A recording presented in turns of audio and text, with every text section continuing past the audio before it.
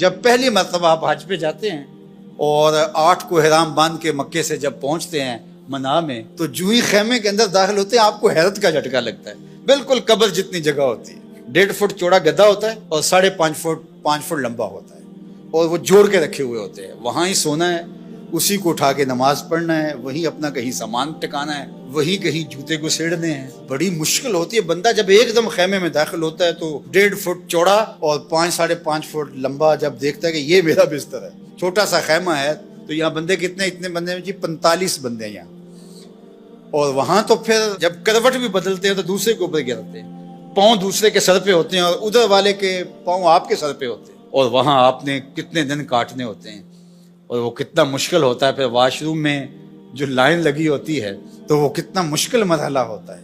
لیکن اس کے باوجود تکلیف سارے کاٹتے ہیں، لیکن جنگ و جدل نہیں ہوتا، اس لیے کہ میرے رب نے کہا میرے بندو میرے دربار پہ آؤ، لڑنا نہیں ہے. یہ حج پہ اللہ تعالیٰ نے ہمارا امتحان لیا. عورت سے مقاربت اور دیگر جو چیزیں ہیں وہ تو حج کے علاوہ جائز ہیں، حج کے لیے منع کی گئی ہیں. لیکن فسوق اور جدال، گناہ کے کام اور جنگ و جدل، لڑائی، یہ حج کے باہر بھی جائز نہیں ہے، لیکن خاص طور پہ ان کو حج کے اندر بھی منع کیا گیا. چونکہ ہجوم ہوتا ہے اور ہجوم کے اندر لوگوں کا آپس میں لڑ پڑنا، جھگڑ پڑنا، تو یہ ایک عمومی طور پہ ہوتا ہے. آپ میں سے جو لوگ دیہاتوں کے ہیں وہ اچھی طرح جانتے ہیں کہ ہمارے دیہاتوں میں میلے لگتے تھے. ہم جب چھوٹے ہوتے تھے تو ہر میلے پہ لڑائی ضرور ہوتی تھی، سر پھٹتے تھے اور آپس میں الجھاؤ ہو جاتا تھا. کیوں کہ جب لوگ جمع ہیں پھر اس میں لازمی ہوتا تھا، کبھی نہیں سنا تھا کہ میلہ ہو اور وہ کسی لڑائی پر منتج نہ ہوا، چھوٹی لڑائی ہو یا بڑی لڑائی ہو. کیوں؟ اس لیے کہ لوگ اتنے زیادہ ہوتے ہیں تو لڑائیاں ہوتی ہیں. اللہ اکبر.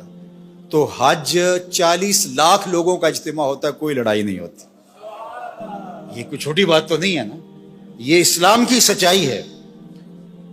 لوگ برداشت کرتے ہیں، راستہ دیتے ہیں. اللہ اکبر.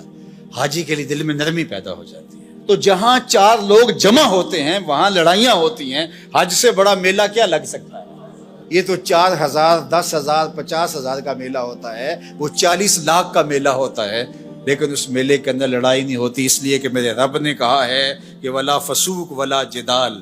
او میرے بندو تم نے لڑنا نہیں ہے. کہا مالک تیرا حکم ہے، نہیں لڑیں گے. حج پہ ایک اور امتحان لیتا ہے اللہ. وہ کیا؟ احرام کی شرط ہے نا، پردہ دار خاتون بھی ہو اس کو بھی حکم ہے منہ نہیں ڈھانپنا، تیرے چہرے پہ نقاب نہیں آنا چاہیے. اللہ کا گھر کعبہ سامنے، مطاف، وہاں تو بے پردہ عورت بھی جا کے پردہ کر لے، لیکن کہا کہ احرام باندھا ہے تمہارا چہرہ نہیں ڈھکا ہوا ہونا چاہیے، تو چہرہ جو ہے وہ تم نے برہنہ رکھنا ہے. مالک یہ کیا؟ کہا میں دیکھنا چاہتا ہوں کہ میرے بندے میرے گھر کے سامنے آ کے میرا حیا کرتے ہیں کہ نہیں کرتے. یہی تو دیکھنا چاہتا ہوں، ان کی آنکھوں میں شرم آتی ہے کہ نہیں آتی. یہی تو امتحان لینا ہے بندے کا. اور وہاں مجال ہے کہ کوئی کسی کی آنکھوں میں آوارگی آ جائے، کسی کی آنکھوں کے اندر بدکاری آ جائے. کیسی پاکیزگی ہوتی ہے، کیسی عفت ہوتی ہے. یار اپنی بیوی بھی ساتھ ہو تو تم اسے بھی اس نظر سے نہیں دیکھ سکتے، تو پھر کسی اور کی خاتون کو کوئی کیسے دیکھے گا؟